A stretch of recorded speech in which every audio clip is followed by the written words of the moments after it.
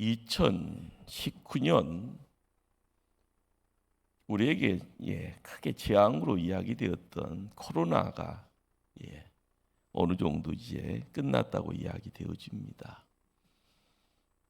한국 교회에 거론되어진 가장 중심된 하두가 뭔지 아십니까? 건강한 교회입니다. 교회 성장이 중요하지만 더더욱 중요한 것, 주님이 기뻐하시는 교회, 건강한 교회 되는 겁니다.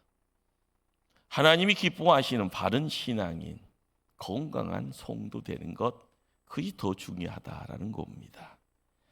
이 시간 우리는 자기 신앙 확인이 필요합니다. 우리 교회가 건강한 교회인가? 내가 건강한 성도인가? 교회는 건물이 아닙니다. 교회는 택함 받은 백성들 신앙 공동체의 내용입니다. 출애굽한 이스라엘 백성들의 공동체, 우리는 그걸 교회라고 이야기할 수 있습니다. 하나님의 택하심 받고 구원받아 인도하심을 받고 있었다라는 점에서 신약시대의 교회와 동일한 모습입니다.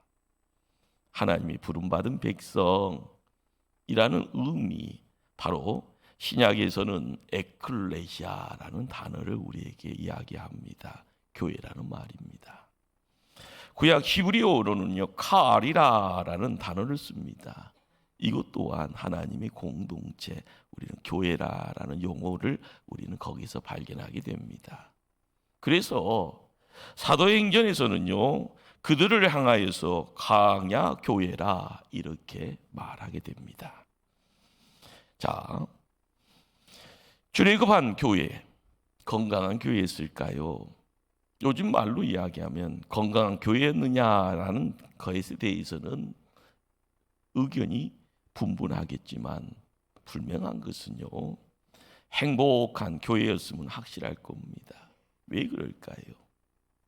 하나님이 그만큼 가까이에서 그만큼 구체적으로 또 그만큼 놀랍게 그만큼 직접적으로 찾아와서 다스리고 인도했던 적이 없습니다. 하나님께서 인도하시고 도와주시고 말씀하시고 품에 품고 사랑했다라는 점에서 그 교회는요, 참 행복한 교회였음은 분명합니다. 어느 시대에도 그러한 교회는 없었습니다. 그 당대에 그들이 얼마나 놀라운 축복자였을까 상상이 되지 않습니다. 반면에 세월이 지나서요, 중세교회를 한번 찾게 됩니다. 중세교회는요, 도시 한복판에 세워졌습니다. 교회 장식은 아름다웠고요, 외형은 화려했습니다. 예배의 형식은요, 아주 정교했다고 하죠. 그러나 그러한 것에 열을 올리는 동안에 하나님의 말씀은 희미해집니다. 그들 속에 진정으로 하나님을 추구하는 마음이 사라졌습니다. 하나님은 그들 가운데 침묵합니다. 역사는 이야기합니다. 중세교회 1000년이 넘게 긴 그 세월을요, 암흑기였다라고 이야기를 하게 됩니다. 강야에 서 있는 그들은요, 전격적인 하나님의 구원의 은총을 힘입어 하나님의 백성이 되었습니다. 애굽에서 나오는 그 자체가요. 그들이 잘나서가 아니라 하나님의 전격적인 은혜로 애굽에서 탈출합니다. 얼마나 감격이 되겠습니까? 그들은 뒤돌아보면 애굽에 내리는 10가지의 재앙 가운데 직접적인 하나님의 능력을 경험합니다. 마지막 10번째 재앙 또한 하나님의 말씀에 따라 문설주의 어린 양의 피를 발랐더니요, 죽음의 통곡 대신에 생명의 노래를 부르게 됩니다. 한 집안의 장자가 죽는 것, 어떻게 보면 그 집안의 끝을 의미할 겁니다. 그러나 죽음의 그림자가요, 어린 양의 피를 바른 집은요, 건너가더라 유월하게 됩니다. 그들을 위해 죽은 어린 양의 피는요, 어떻게 보면 생명의 온천이 됩니다. 이 시를 살아가는 성도들에게요, 사순절은 어떤 의미가 됩니까? 사순절을 보내고 나서요, 고난주간을 통하여서, 그리고 나서 예수님이 십자가에 못 박힘을 바라보며 부활절의 자리로 우리는 나아갑니다. 사순절이 어떤 의미인가요? 우리를 위해서 찢기신 어린 양의 피를요, 우리의 심장에 바르는 절기입니다. 온 가정의 자녀들과 함께 그 피를 바르는 시간대입니다. 우리의 삶에요, 어린 양의 피를 바르는 그러한 시간입니다. 그리고 십자가의 구속의 은혜를 통해 허락받은 새 생명, 그 생명에 감격하는 그런 절기가 사순절이 됩니다. 애굽의 백성들, 애굽에서 나왔습니다. 출애굽했습니다. 생명 구원받은 놀라운 감격이 그들에게 있었기에요, 애굽 나오는 발걸음 가벼웠습니다. 노예 생활에서 자유 몸이 된 겁니다.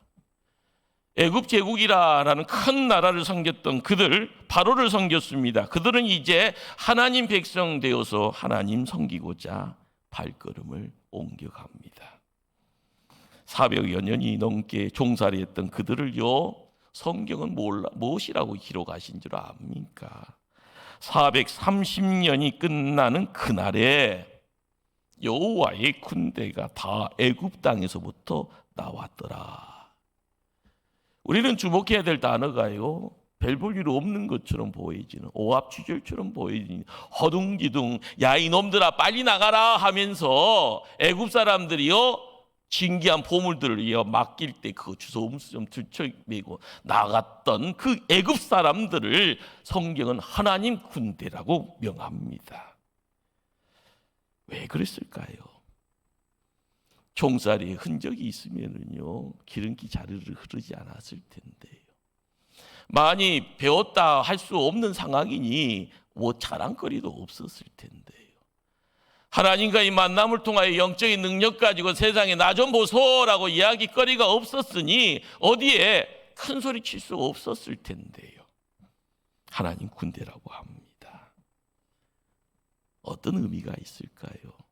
우리가 깨닫지 못한 무슨 내용이 있을까요? 그냥 은혜입니다. 구원해 주신 것도 은혜고요, 생명 주신 것도 은혜고요, 자유 주심도 은혜입니다. 하나님 섬기는 주의 군대로 부르주신 것도 은혜입니다. 그래서 감격하고 춤추고 나아가고 있는 겁니다. 강야교회, 그래서 행복한 교회가 되어지죠. 그러나요, 행복을 누리는 교회는 아닙니다. 놀라운 축복을 받았지만 그 축복 누리는 성도들 아니었습니다. 조그만 가시 들어오니, 그 어려움 들어오니 넘어집니다. 작은 문제 앞에서 방황합니다. 작은 장애물 앞에서 불평 토해냅니다. 그런 교회, 그런 성도입니다. 생생한 은혜 받았고요, 구원받음의 이스라엘 백성이지만 그들이 완성되지 않은 겁니다. 심약합니다. 연약합니다. 채워지지 않았습니다. 그들을 하나님께서는요, 걱정하십니다. 그래서 훨씬 더 가까운 거리인 블레셋 땅으로 인도하지 않고 광야로 인도하십니다. 이유는요, 그들을 조금 연단시키려는 하나님의 계획입니다. 그리고 지금은 홍해 앞에 세우시는 하나님의 그런 계획은요, 하나님을 신뢰할 수 있는 믿음으로 사는 것이 무엇인가 구체적으로 배우게 하려는 의도가 있습니다. 무엇보다도 이런 사건 통하여 그들이 섬기는 하나님 어떤 분인가를 알게 되기를 원하십니다. 그리고 영광 받으시기를 원하십니다. 우리의 찬송 받기를 원하십니다. 그래서 그들을 한 사건 앞으로요, 불러 모아놓고 있으니 그것이 홍해 앞인 겁니다. 오늘 본문은요, 애굽의 기병대가 총출동됩니다. 이스라엘 추격하는 장면이 바로 거기에 있습니다. 요즘식으로 이야기하면은요, 특수 정예 부대가 추격대로 쫓고 있는 겁니다. 얼마나 두려울까요? 주변의 환경은요, 장정만 60만이라는 큰 무리가 도망칠 수 있는 장소가 보이지 않습니다. 앞에는요, 거대한 홍해가 그들의 발목을 잡고 있습니다. 그들은 예적으로요, 무장되어 있지 않으니 손에 뭐가 있어야 싸울 수 있는데요. 그들의 내면은요, 애굽에서 나오기에 분주했기 때문에 전쟁할 마음 전혀 되어 있지 않습니다. 결과적으로요, 이제는 잡히거나 이제는 잡혀서 죽는 수밖에 없습니다. 총체적인 난국에 빠졌습니다. 그 상황 속에 잠시 하나님께 부르짖는 그 기도가요, 바로 원망으로 바뀌어버립니다. 신세 한탄으로 바뀌어버립니다. 지도자에 대한 원망으로, 불신으로 이어집니다. 그들은 곤두박질, 그 믿음이 곤두박질 쳐버립니다. 깊은 염려, 그저 넋놓고 앉아서 멍 때리고 있는 그런 상황입니다. 홍해 앞에 서 있는 이스라엘 백성들, 그들은요, 이제는 그들의 힘으로는 아무것도 할 수 없습니다. 이제는 죽는구나. 이제 다시 끌려가서 노예로 살게 되었구나. 그들이 내뱉을 수 있는 넋두리입니다. 그렇습니다. 이런 염려, 이런 불안은요, 앞날을 알지 못하는 인간의 유한성 때문에 생기는 어쩔 수 없는 우리 삶의 한 단면입니다. 돈 많다고 해서요, 근심 걱정 염려 없다고 아니잖아요. 많이 배웠다고요, 더더욱 많은 고민거리가 있다고 하네요. 인생에 이래저래 많은 경험치 가지고 나같이 살아본 사람이 있어 어디 있냐고 이야기하지만 근심 걱정 염려 없나요? 없는 것처럼 생각되어졌더만은 눈 돌려보면 너무 큰 무게가 바위덩이 밑에서 짓누릅니다. 어려운 일, 불확실한 미래 때문에 늘 염려합니다. 요즘같이 어려운 때는 더 염려하고요, 걱정거리들이 더 많아지고 있습니다. 이 시간 오늘 예배의 자리에 나와 앉아 있으나 사업의 문제, 경제적인 문제, 건강의 문제, 자녀의 문제, 미래의 문제로 인해 염려 가운데 앉아 있는 사람 있습니다. 우리가 이 세상 끝나는 날까지 이런 염려, 불안, 같은 삶의 압박 벗어버릴 수 없습니다. 강야 같은 우리의 삶은요, 항상 염려하고요, 걱정할 일로 가득가득 차 있습니다. 그러나 이에 대한 하나님의 처방전이 너무 간단합니다. 너희는 가만히 있어라. 너희는 하나님이 어떤 분인지를 알아라. 너희는 홍해 앞에서 손을 들어라. 이것이 이스라엘 백성들과 강약교회에 주신 명령입니다. 다른 말로 이야기하면 염려, 걱정에 대한 하나님의 처방전입니다. 이스라엘 백성은 그렇게 놀랍게 역사하신 하나님 통해서요, 애굽에서 탈출해서 여기까지 왔습니다. 하나님의 일하심에 대한 신뢰가 있어야 되지만 그 신뢰가 없네요. 그래서 갑자기 문제 앞에서 이리 뛰고 저리 뛰고요, 그냥 설치고 있습니다. 이런 문제에서 가만히 있는 것도 미련해 보입니다. 그러나 하나님 방법은요, 가만히 있으라입니다. 우리가 명심할 것이 뭘까요? 하나님의 방법은 언제나 설치는 사람을 통해서가 아닙니다. 하나님을 바라보는 사람을 통해서 나타납니다. 하나님의 방법대로 서 있는 사람을 통해서입니다. 하나님을 향해 손을 드는 사람을 통해서 하나님 일하십니다. 시편 46편의 기자가 노래합니다. 그도요, 극한 어려움이 있었고요, 공고함에 서 있었고요, 그냥 탄식할 상황이었던가 봅니다. 그러나 그는 확신 가지고 노래합니다. 너희는 가만히 있어. 내가 하나님됨을 알지어다. 내가 문나라 중에서 높임을 받으리라. 내가 세계 중에서 높임을 받으리라 하시도다. 만군의 여호와께서 우리와 함께 하시니 야곱의 하나님은 우리의 피난처시로다. 할렐루야. 하나님이 또 다른요, 처방전은 하나님 앞에 손을 들라. 그 당대의 최첨단의 무기로 무장한 최정예 부대가 지금 뒤쫓고 있습니다. 그런데 하나님 먼저 가만히 있으라고 하네요. 두려워하지 말고 가만히 있으라고 합니다.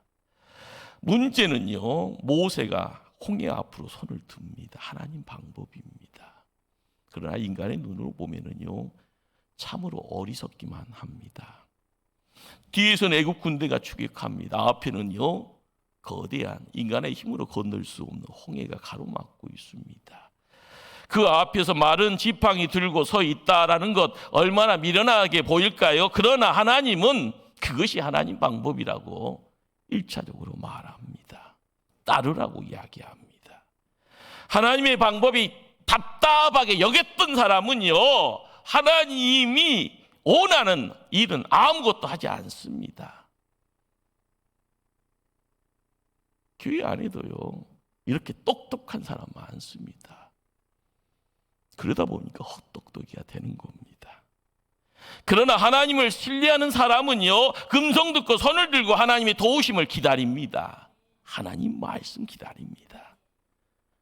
하나님 일하심을 기다립니다. 홍해 앞에 서 있는 사람들의 문제가 무엇입니까? 그것은요, 불신앙의 문제입니다. 그런데요, 여기서 하나 더 가셔야 될 것이 뭔가, 가장 커다란 문제는 신앙인의 불신앙입니다. 다 알았다고 하잖아요.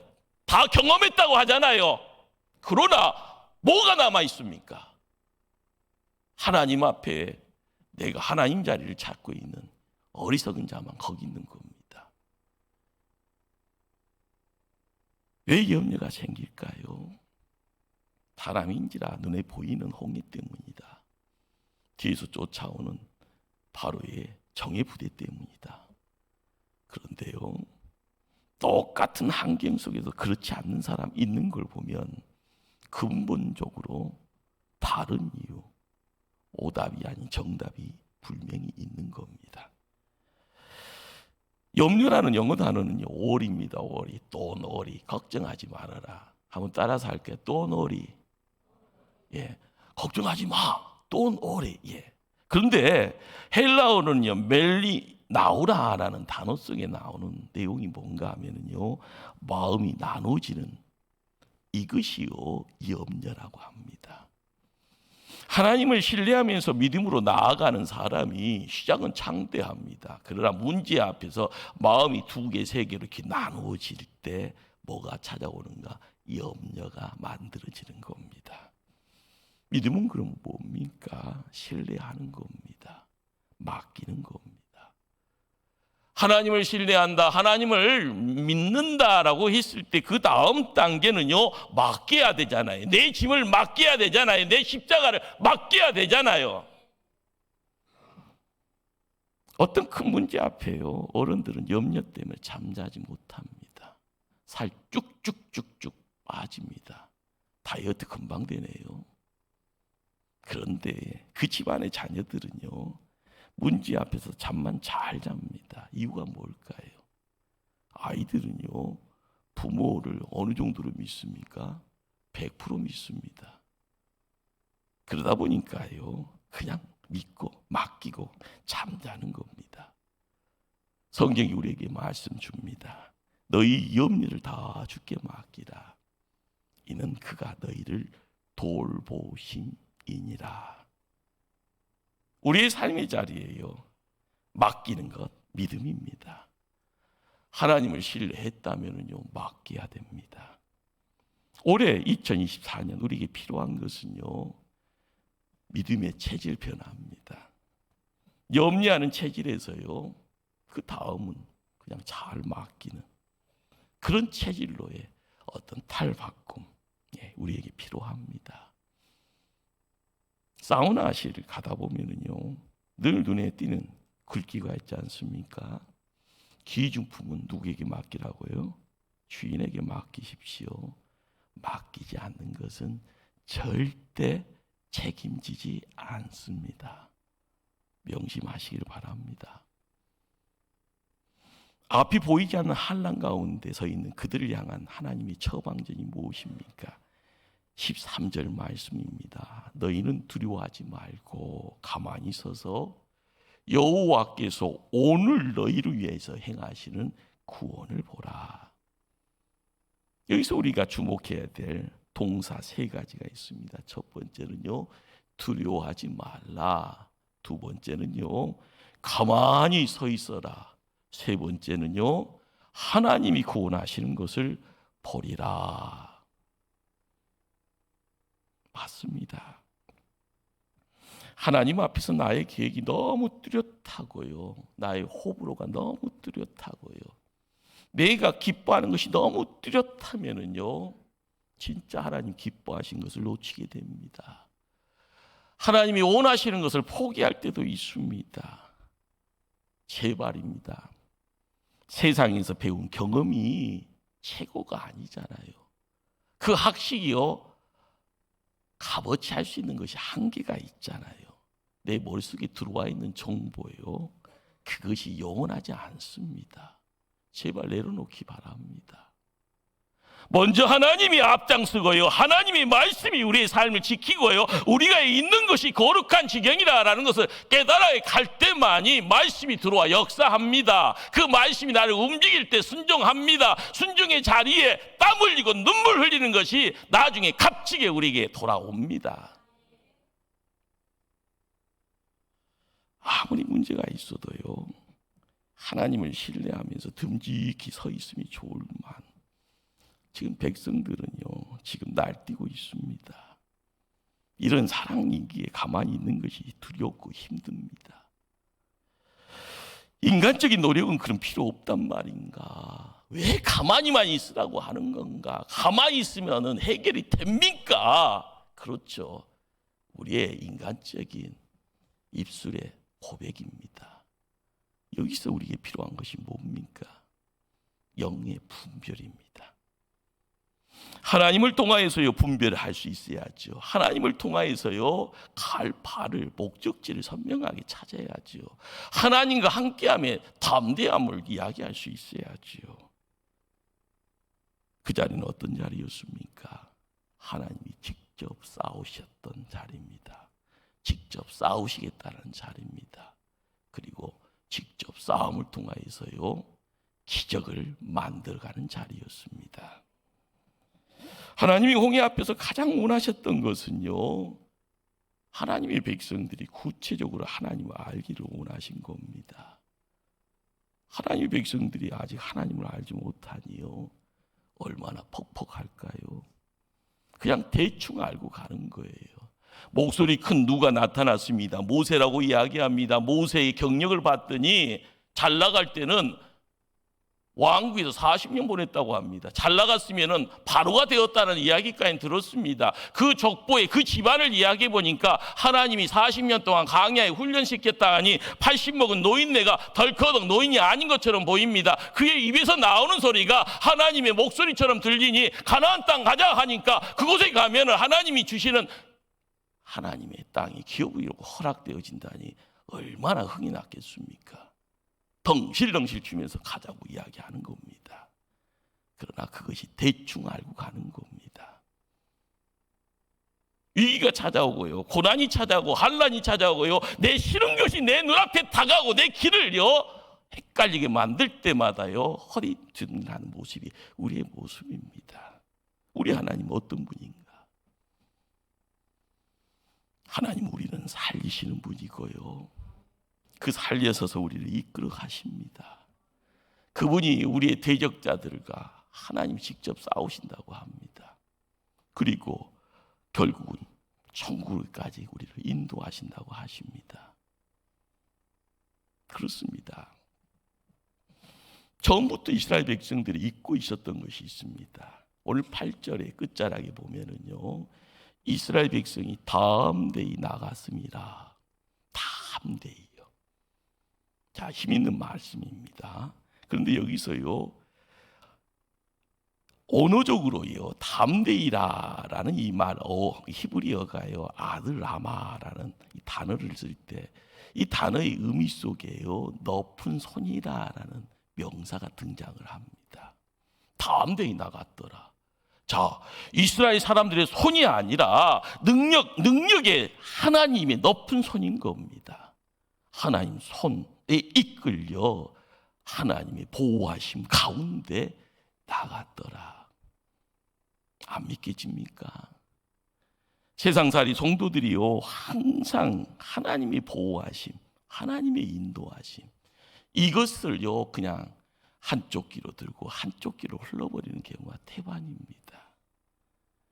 지금 그들은 하나님의 능력의 손으로 보호받고 있음을 알지 못합니다. 이끌어 주심을 깨닫지 못합니다. 하나님이 직접 오셨어요. 그들의 모든 대소사를 다 간섭합니다. 생생한 경험의 자리, 구원의 자리고요, 생생한 은혜의 자리가 거깁니다. 직접적으로요, 생생하게 인도합니다. 출애굽기 13장 21절 22절의 말씀입니다. 여호와께서 그들 앞에서 가시며 낮에는 구름 기둥으로 그들의 길을 인도하시고 밤에는 불 기둥을 그들에게 비추사 낮이나 밤이나 진행하게 하시니 낮에는 구름 기둥, 밤에는 불 기둥이 백성 앞에서 떠나지 아니하니라. 그렇습니다. 강야교회는요, 구원받은 간격에 영적 순례의 길을 떠나고 있는데 그 길을요, 하나님이 직접 인도하시는 행복한 교회였습니다. 하나님이 그들을 앞서 행하고 계시더라. 나아갈 길을 보여주시더라. 낮에도 밤에도요, 인도하시고 지켜주시더라.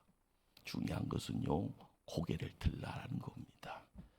땅을 보고 있으면은요, 땅에 돌만 보이는 겁니다. 그러나 고개를 들 때 불기둥이, 구름기둥이 보이는 겁니다. 우리가 알아가야 될 것이 뭐냐? 문제 앞에요, 내가 해결할 수 없다고 하면 한숨 짓잖아요. 도망치고 싶잖아요.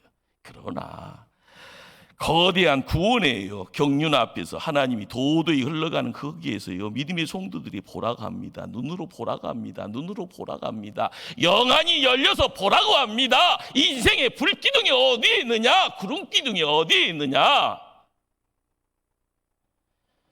우리가 보게 되어지면 감격할 수 있잖아요. 그러나 고개 돌리고 땅 쳐다보고 뒤돌아보면은요, 허락한 행복은요, 사라지게 됩니다. 그렇습니다. 하나님이 인도하고 계시니 가만히 있으라. 하나님이 직접 하신다라는 말씀입니다. 너희는 손을 들고 그분께만 순종하고 의지하면 된다 말씀합니다. 그렇습니다. 아무리 힘들어도요, 아무리 문제가 어려워도요, 날마다 하나님을 향하여서 고개를 드십시다. 날마다 고개 들어 그 하나님의 그 인도하시는 방향을 바라보실 때 그 시간이 고통이요, 그 시간이요, 어쩔 때는 혼자 있어서 짜증처럼 보인다 할지언정이요, 그 자리가 행복의 시간, 행복의 환경으로 바꿔주실 줄 압니다. 강야교회 주님의 인도하신 가운데 있었네요. 엄청난 은혜 받았네요.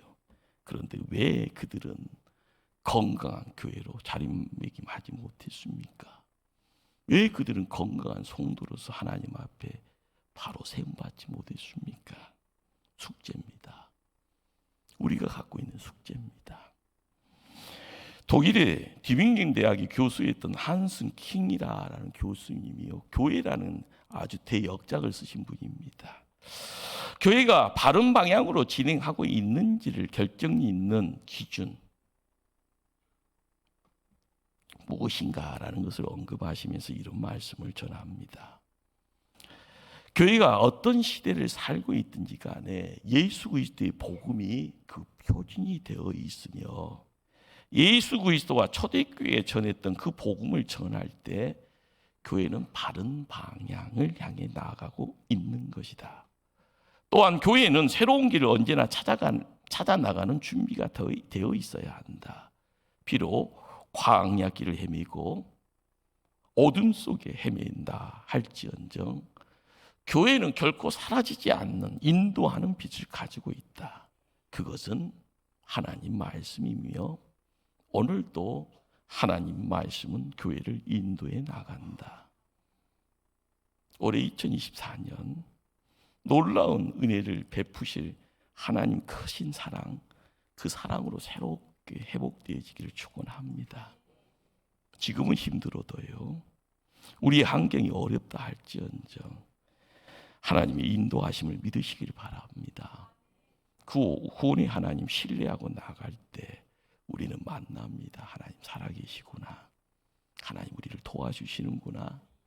하나님 사랑이 많으시니 그 사랑으로 우리를 높이 세우시는구나. 그 능력으로 우리를 승리하게 하시는구나. 생생하게 경험하는 주인공이 될 줄 믿습니다. 올 2024년 목포 초대교회가 함께 찬양하고요, 우리의 사랑, 우리의 믿음을 고백하고 함께 어깨동무하면서 은혜의 보좌 앞으로 다음대에 나아가기를 주님 이름으로 축원합니다. 기도하십니다.